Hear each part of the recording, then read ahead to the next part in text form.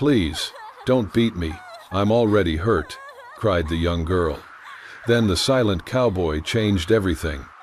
Rio Grande, New Mexico Territory, autumn, 1872.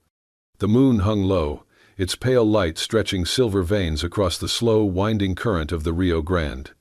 The reeds rustled with the cold whisper of wind, and night sounds buzzed softly until they were cut by a cry that did not belong to nature. "Please do not beat me, I am already hurt." The voice cracked mid-sentence, hoarse, panicked. A girl stumbled onto the muddy riverbank, dragged by her wrist. She was no older than 20, her frame thin and trembling. Torn fabric clung to her shoulders, her bare feet smeared with blood and dirt. Her face, half-shadowed beneath a mess of tangled hair, was streaked with bruises and silent tears. Abigail Harper gasped as she fought against the man pulling her forward. "I said walk," he growled, raising his hand again. But before it could fall, click. The sound of a rifle cocking broke through the night like a crack of thunder. Both Abigail and her pursuer froze.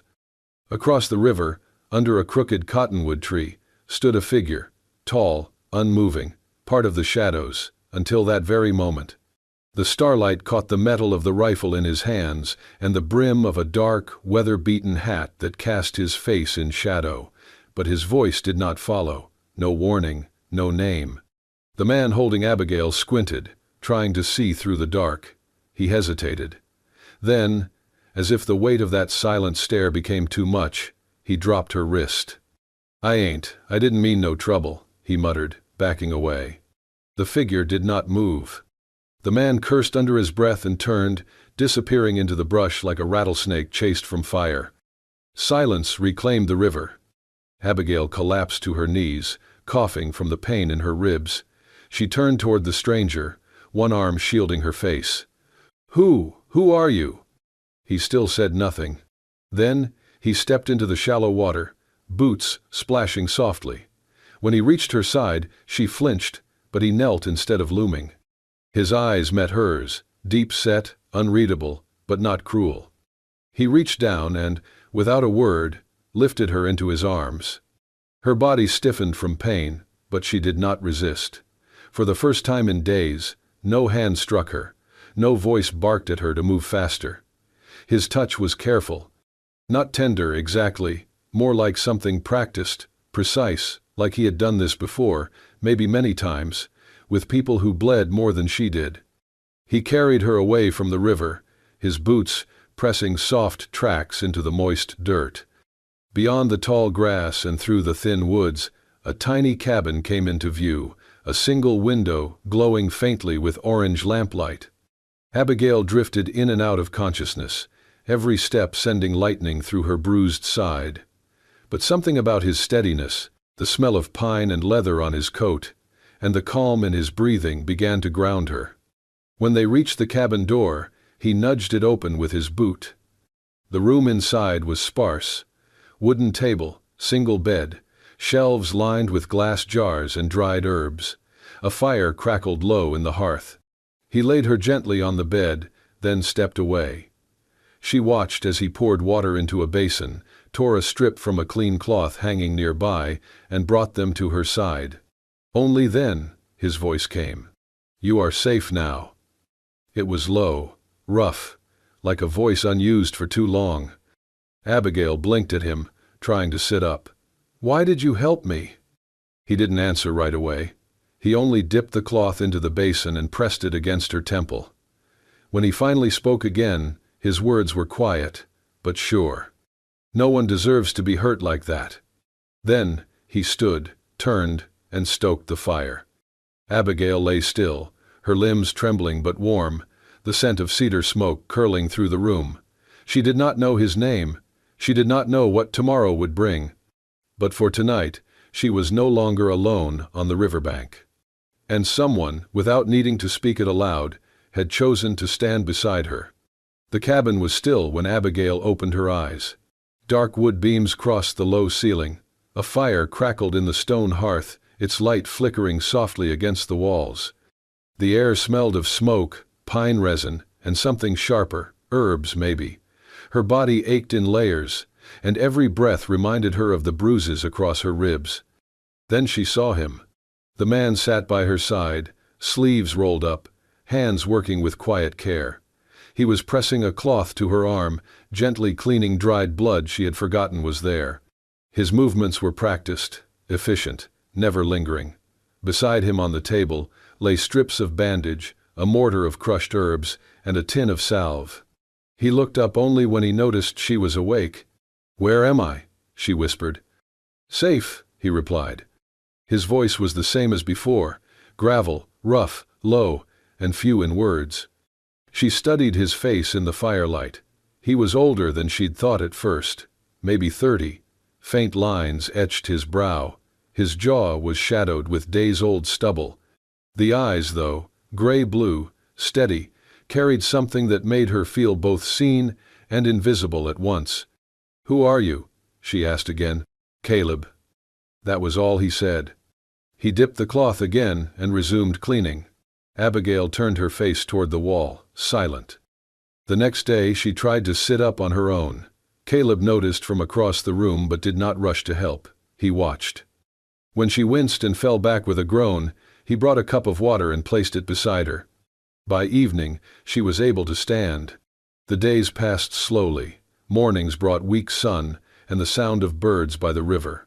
Afternoons drifted by in quiet tasks, Caleb chopping wood, fishing near the bank, or tending something in the small garden out back. He spoke only when necessary, and even then, only in short answers. Abigail, restless in the silence, began to speak. She told him about the mine owner her father had promised her to. About the first time the man slapped her for speaking without permission. About the bruises that never faded, and the look in her father's eyes when she begged not to go back. "I was a debt," she said one morning, sitting on the porch with a cup of weak tea. "A body to be traded, that is all I ever was to him." Caleb was whittling something on the steps. He did not look up, he did not speak. But the next morning she found a fresh loaf of bread wrapped in cloth at her bedside. He never asked questions. Not about where she was from, or why she cried in her sleep. But he left his wife's old clothes folded neatly on the stool, faded cotton dresses, a shawl with a stitched hem, boots 2 sizes too big but dry and warm. Abigail began to move more. She swept the porch. She helped clean wild herbs and tried to patch the torn shutter on the window. Her hand was clumsy with the hammer, but Caleb handed her the nails anyway, then stepped aside. Each night she returned to the small cot he had made for her and found it freshly laid, the pillow fluffed. She never saw him do it, but she knew it was him. One night, as the fire burned low, she said softly, "You do not talk much." He did not look up from his corner. "Words are cheap." She frowned. "And silence? Sometimes costs more." That was the longest sentence he had spoken since she arrived. Abigail was not sure when she stopped flinching at footsteps, or when she stopped checking the window for shadows. But one morning, as she stood in the sunlight, brushing her hair with her fingers, she realized she had slept through the night without fear. Caleb walked past her with a bucket of water. Their eyes met briefly. She offered him a small smile, not out of politeness, but because something inside her felt just a little less broken. He did not smile back, but he nodded, once, before disappearing into the trees. Abigail was sweeping the corner near the small shelf when she noticed it. Tucked between 2 weathered tins and a bundle of dried sage was a leather-bound notebook, its edges curled with age and use. She hesitated, then pulled it free. The pages were yellowed. Ink had faded in places. She flipped through carefully. There were diagrams, detailed sketches of the human body, wounds marked with tiny X's, and notes in tight cursive. Names filled the margins. Private Mitchell, Sergeant Holloway. Dates, medical dosages, battlefield conditions, and a drawing, rough but tender, of a woman smiling, wearing a nurse's cap, her eyes full of life. Caleb entered behind her, arms full of kindling. He paused, then set the bundle down with deliberate slowness. "That's not for burning," he said. "I wasn't going to," Abigail replied softly. "Is this yours?" He nodded once. She looked down at the page again, then back at him. "You were a doctor?" "Army medic," he corrected. "During the war." She waited, not pushing, but after a moment he sat on the bench across from her and stared into the fire. His voice, when it came, was barely more than breath. 15 minutes late, he said. Abigail frowned. "My platoon, 40 men. I was the only one with field training. Got delayed at the canyon pass. They were ambushed. By the time I reached them, it was over." She didn't speak. Caleb's hands clenched in his lap. "Spent the night dragging bodies into a ditch. Couldn't save a single one, not even her." "Her?" Abigail asked. He stared ahead, jaw tight. "My wife, Nora. She was a field nurse, volunteered because I did. We were assigned together mostly. That day we were split. I told her I'd meet her after I helped the cavalry. I was late." Silence fell over the room like dust. "I held her while she bled out," he said at last. "She kept apologizing. Can you believe that? She said sorry for dying." Abigail felt her throat tighten. "I left the army," Caleb continued.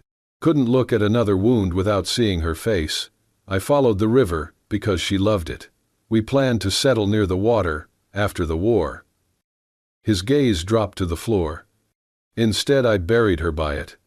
Abigail folded the notebook shut and set it beside the hearth. Her fingers itched to reach for him, but she didn't. Not yet, not today. That night, she rose early to stir the fire and found an onion, a handful of dried peppers, and the last of the salted meat. She remembered Caleb mentioning, offhand weeks ago, that Nora used to make a stew that bit back. She did her best.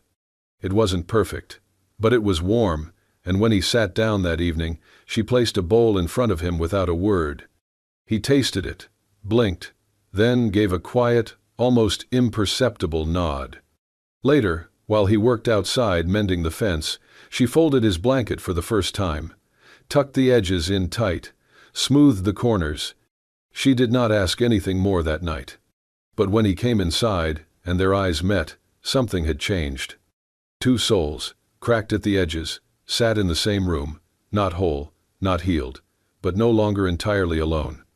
The sun hung low over the Rio Grande, casting warm amber light through the trees that lined the riverbank. In the hush of evening, the sounds of the forest softened, the chirp of crickets, the hum of distant water, the crackle of firewood beginning to burn in the hearth. Inside the newly patched cabin, Abigail moved quietly, her steps no longer uncertain. Her hands carried a small wild daisy she had picked near the fence line, its petals pale and slightly curled. She placed it gently in the center of the wooden table before stepping back and brushing her skirt with the side of her palm. No ceremony, no expectation, just a flower. Caleb noticed. He always did. He said nothing that first evening, simply looked, then turned back to stirring the pot hanging above the flames. But the next afternoon, when Abigail returned from gathering berries near the bluff, she found the daisy tucked into a small glass jar, one she had seen collecting dust on the shelf above his desk. It now sat proudly beside a pile of his notes and sharpened pencils. He never mentioned it. She did not ask.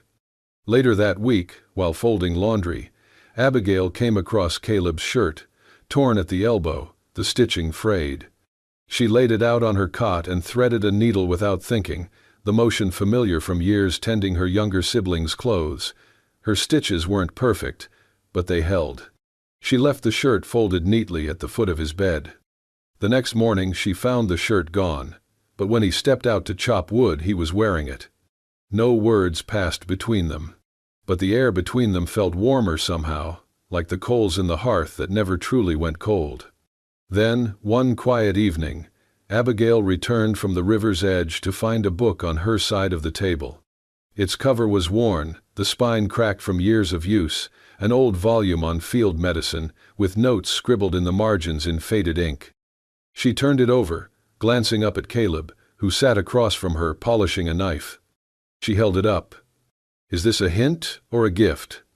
He looked at her over the rim of his cup. "Both." She laughed softly. "Well, I suppose I will have to learn how to make your bitter tea then." "You already do," he murmured, lips twitching. In the days that followed, Caleb spoke more. Not much, but a sentence here, a dry joke there, a glance exchanged over a pot of stew that turned to a brief, knowing smile. Abigail learned that he hated burnt biscuits, preferred sleeping with the windows open, and always double-knotted the twine around his bundles of herbs. She also noticed the way he paused when she hummed while sweeping, how he sometimes lingered near the doorframe, not to watch her, but simply to be near. Once she oversalted the stew. She grimaced at the first bite, muttering, "Well, I just ruined dinner." Caleb took another spoonful and said, "Tastes like survival." Then, unexpectedly, he smiled. Not wide, not showy, but real. Later that night, as Abigail folded a blanket by the hearth, she caught herself watching him as he sharpened a blade.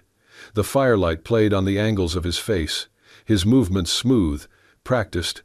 A man built by duty, chiseled by grief, and yet, here he was, sharing quiet dinners and daisy jars with a girl he had once found broken by a riverbank.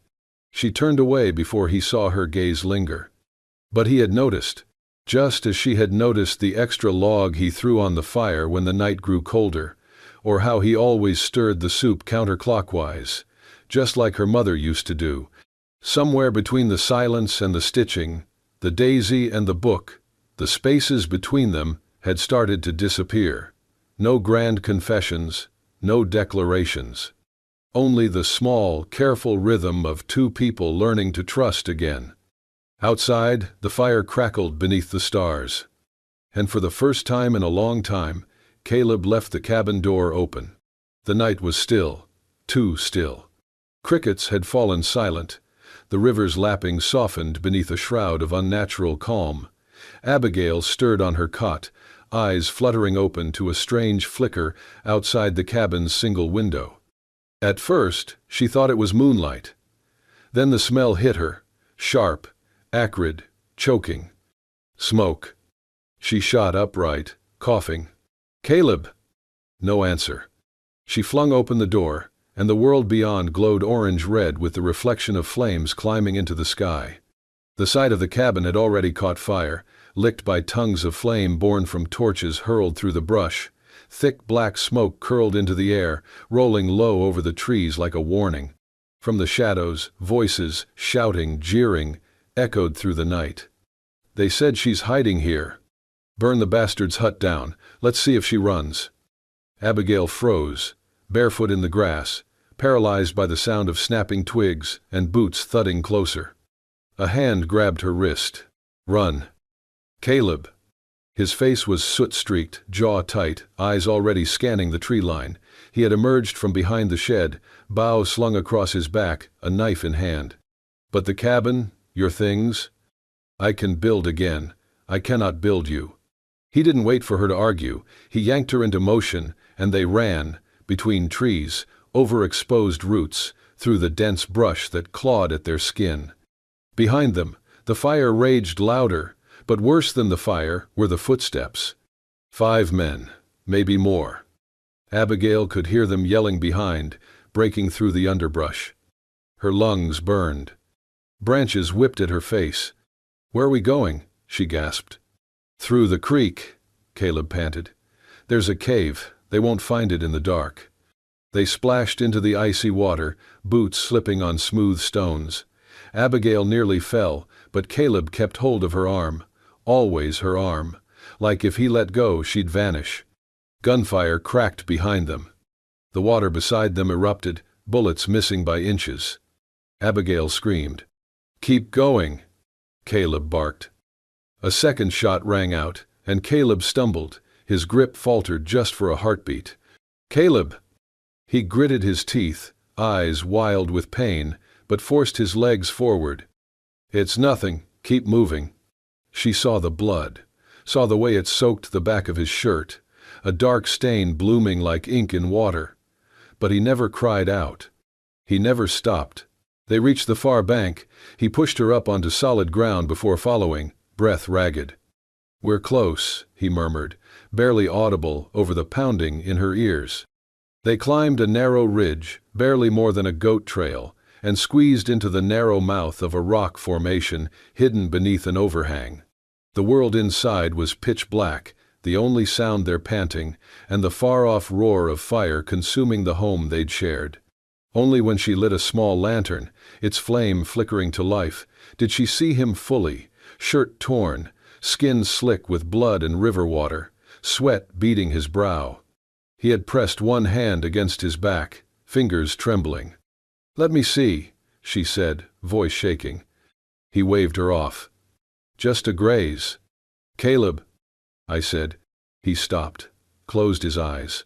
When he spoke again, his voice was softer. "We're safe, that's enough." But it wasn't enough, not to her. He had bled for her, fled for her, risked everything. She pulled the bag of herbs and bandages from the pouch slung over her shoulder, the one he'd packed hastily before the fire caught, and set to work. Caleb leaned against the cool rock wall, silent as she cleaned the wound. Not once did he flinch. The cave smelled of damp stone and iron. His breathing slowed as she worked, careful hands pressing cloth against the torn skin. Her fingers trembled, but her resolve did not. "They wanted to burn me out," she whispered. "They wanted to take me back." "They will not," he replied. "You could have let them." "I never considered it." His eyes met hers, and there, in the dark, blood drying on his shirt, breath shallow from exhaustion, Caleb gave her something no man ever had before. Certainty. He would rather bleed than let her be taken. He already had. And she would never forget. The cave was silent except for the soft, irregular rasp of Caleb's breathing. Abigail knelt beside him, the lantern's glow throwing long, dancing shadows across the stone walls. His face was pale, slick with sweat, and when she touched his forehead, her heart sank. He was burning up. She rummaged through the satchel of supplies, herbs, a water skin, a book of medical notes he had once handed her, with no explanation. She had read it in the evenings, turning pages by firelight while he carved or cleaned tools. Now, those pages were the only thing between him and something worse. The wound on his back was deeper than she had thought. It had stopped bleeding, but infection had crept in. His skin was hot, flushed in angry blotches. "Caleb," she whispered, brushing damp hair from his forehead, "you have to stay with me, please." His lips moved. "Rachel." The name stopped her, not hers. Abigail's throat tightened. He called it again, a breathless plea. "Rachel, I'm sorry I couldn't get there in time." Abigail swallowed hard. She knew that name. He had said it once, long ago, staring at the fire. His wife, the one he had lost, the reason he had vanished to the edge of the world. She held his hand. "I'm not her," she whispered. "I know that. I don't want to replace her." Her voice trembled. Her hands did too, but she didn't let go. "I just want to stay, Caleb, if you'll let me." He drifted again, falling into fevered sleep, and she stood with a new sense of purpose. She stepped outside the cave, careful not to wake him, and began searching for what she had seen in the book: willow bark, mint, dried cattail fluff, for bandages. Her mother had once taught her about plants, about boiling leaves and scraping bark. It came back to her like muscle memory, buried deep but not gone. She lit a fire near the entrance, feeding it slowly with dry twigs, heating water in a battered tin pot. With a dull knife, she scraped the bitter sap from the inside of a willow branch, fingers shaking as she measured each amount. She read every step 3 times before doing anything. She brewed the bark into tea and helped him sip it, drop by drop, between cracked lips. She folded clean strips of cloth, soaked them in cooled mint water, and laid them across his chest. When he shivered, she curled next to him, letting his head rest against her shoulder, whispering softly, nonsense words, lullabies, fragments of stories she barely remembered. It was morning before she slept. Her back against the cave wall, her hand still in his. When she woke, the lantern had burned out. But the first thing she saw was his eyes, open, clear. "Hey!" she breathed. Caleb blinked, his voice a rasp, You stayed. She nodded, tears prickling the corners of her eyes. He looked down at their joined hands. You did it. Abigail gave a soft laugh, then shook her head. No, she whispered, voice catching. We did. She sat up, gently checking the dressing on his back. He didn't flinch. He was stronger. Not well, not yet, but better. Her work had helped. She had helped. The girl who had once begged for someone to save her had become the one to hold someone else through the night. The fire outside had died to embers, the sky above the cave entrance brushed in the first pale pink of dawn. Abigail leaned against the stone wall, watching the day begin. She had faced blood, fear, the ghost of a woman she could never be, and still she had not left. Not because he needed her, but because she had chosen to stay.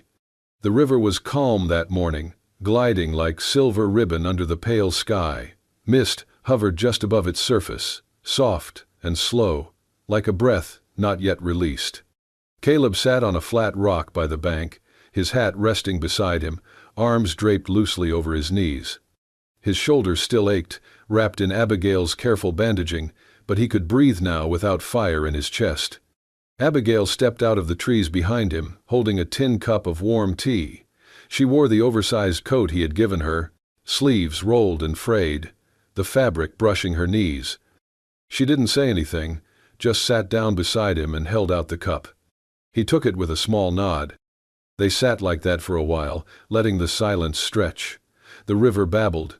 A bird chirped somewhere deep in the brush. She sipped from her own cup, steam curling around her face. Caleb tilted his head, watching the current move past the rocks. Then, with a voice low and even, he asked, "Why didn't you run when you had the chance?"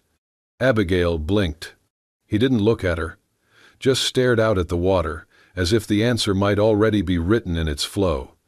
She set her cup down on the mossy ground and laced her fingers around her knees. "Because, for the first time," she said slowly, "someone saw me not as a burden, but as a soul worth keeping." Caleb's jaw tensed, but only for a second. He turned to look at her. "Really, look. I am not brave," she continued. "I ran away from pain, from a cage someone else built for me. But when I got here, you didn't try to fix me. You just let me be." "You deserved that," he murmured. She smiled faintly. "So did you." A breeze passed, lifting her hair gently. She turned toward him, not expecting anything, not asking, just existing beside him, like the river did, quiet and strong. He reached for her hand, slowly, like it was something sacred. Their fingers touched, intertwined without needing pressure. They didn't kiss. There were no promises or declarations. Just her head leaning softly against his shoulder, and his breath slowing as he leaned into her warmth. The morning sun crept higher, gold light rippling over the river. In that moment, there was no past, no pain, no ghosts. Only a girl who had survived and a man who had stopped running from himself. A soul found, and another choosing to stay. And that, somehow, was more than enough. The clearing by the river was no longer scorched earth and ashes. What once crackled with ruin now hummed with quiet purpose.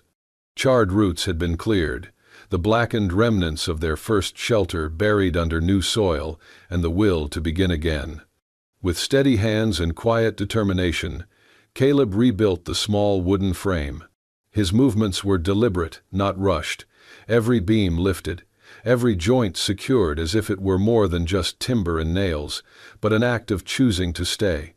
Abigail worked alongside him, gathering reeds and saplings, weaving them into the roof the way her mother once taught her in another life, in a place far from war and fire.